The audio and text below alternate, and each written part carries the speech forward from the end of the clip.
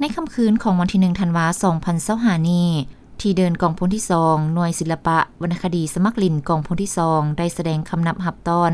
วันสถาปนาสาธารณรัฐประชาธิปไตยประชาชนลาวครบรอบ50 ปีโดยการเข้าร่วมรับชมของคณะพักคณะบรรษากองพล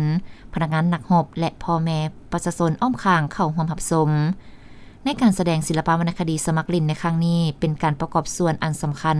เข้าในการสร้างบรรยากาศให้ฟุดฟื้นมวลซื่นและปลุกระดมกำลังใจให้แก่พนักงานนักรบในกองทัพเว้ารวมว่าเฉพาะพนักงานนักรบกองพลที่2และพ่อแม่ประชาชนบรรดาเผ่าประกอบส่วนเข้าในการสร้างผลงานคำนับรับต้อนวันสำคัญต่างๆของชาติของกองทัพโดยเฉพาะสร้างบรรยากาศเฉลิมฉลองวันสถาปนาสาธารณรัฐประชาธิปไตยประชาชนลาวครบรอบ50 ปี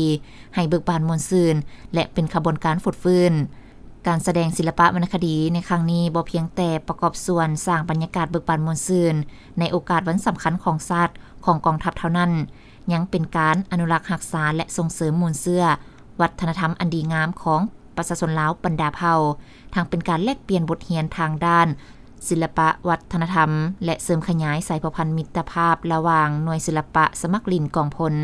กับศิลปะบรรดากรมกองอ้อมข้างเป็นต้นแมนศิลปะโรงเรียนสามัญและหน่วยศิลปะบ้านหากฐานให้แน่นแฟ้นยิ่งขึ้นซึ่งรายการที่นำมาแสดงในครั้งนี้ประกอบมี17รายการแสดงแม่นได้ส่องแสงถึงมูลเชื่อและการเติบใหญ่ขยายตัวของพรรคและของกองทัพเฮา